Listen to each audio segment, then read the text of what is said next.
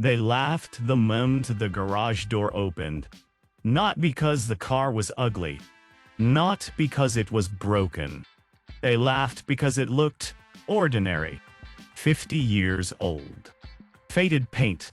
Thin tires. Chrome that had lost its shine. In a world of digital dashboards and silent electric motors, this machine felt like a relic from another life. Most people saw a museum piece. Some saw nostalgia. Almost no one saw danger. The owner didn't say much. He just turned the key. The engine didn't roar. It didn't scream for attention. It came alive with a deep mechanical sound that felt honest. No computers. No sensors. Just metal, fuel, and timing working together the way engineers once dreamed it would. This car was built in an era when safety rules were looser, expectations were lower, and creativity had more room to breathe. Back then, cars were designed by people who trusted instinct more than algorithms.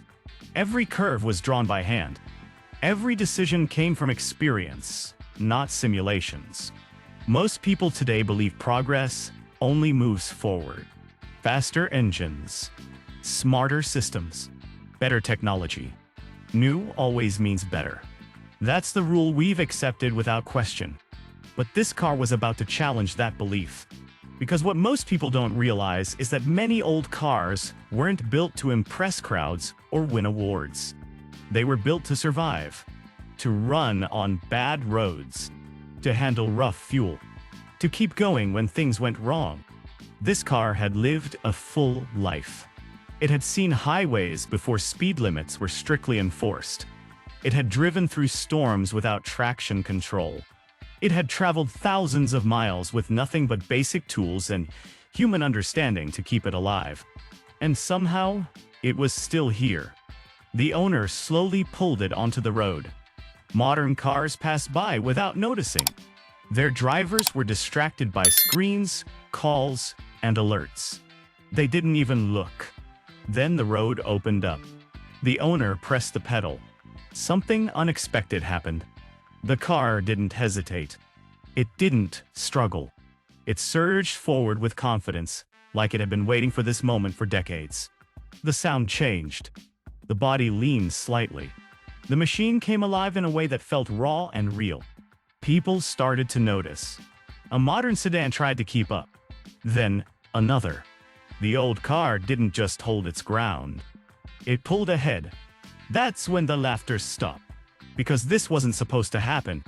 This car wasn't supposed to feel this strong. It wasn't supposed to be this responsive.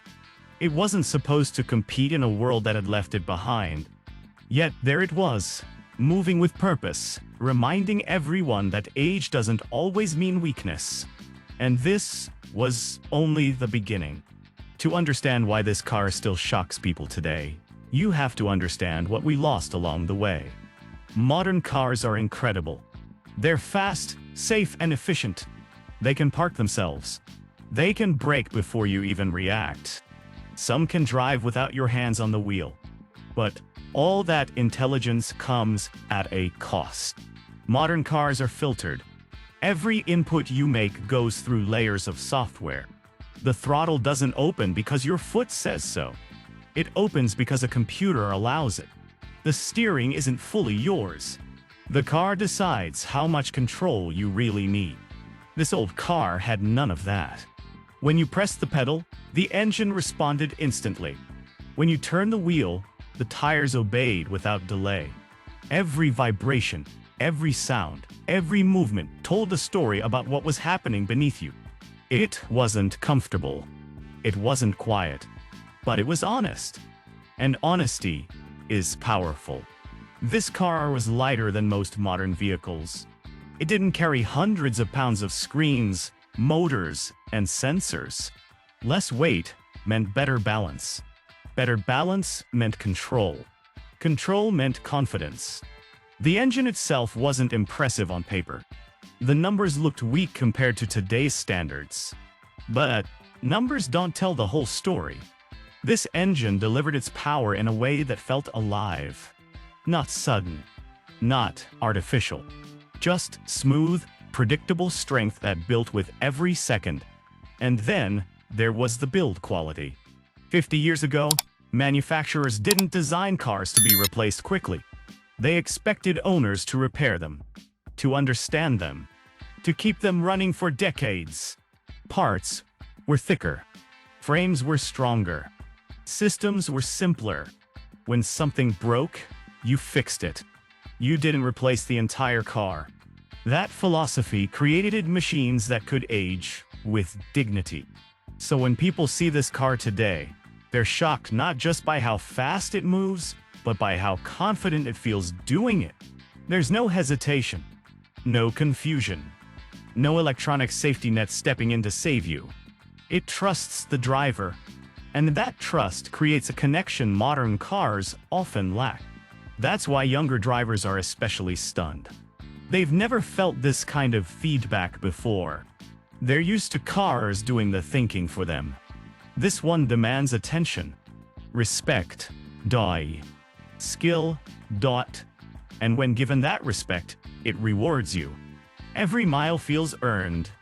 Every corner feels meaningful. Every moment behind the wheel feels like a conversation between human and machine. That's not nostalgia. That's engineering with a soul.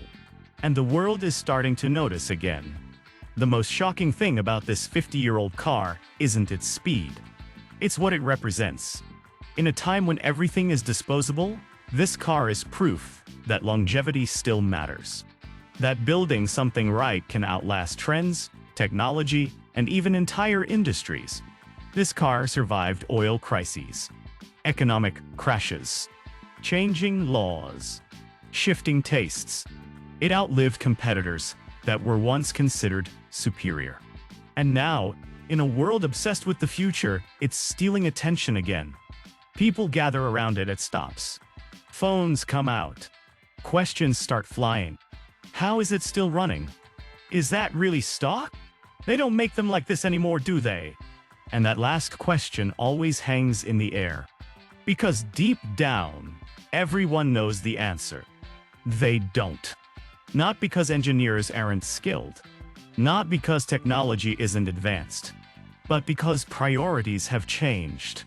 Efficiency replaced emotion. Convenience replaced connection.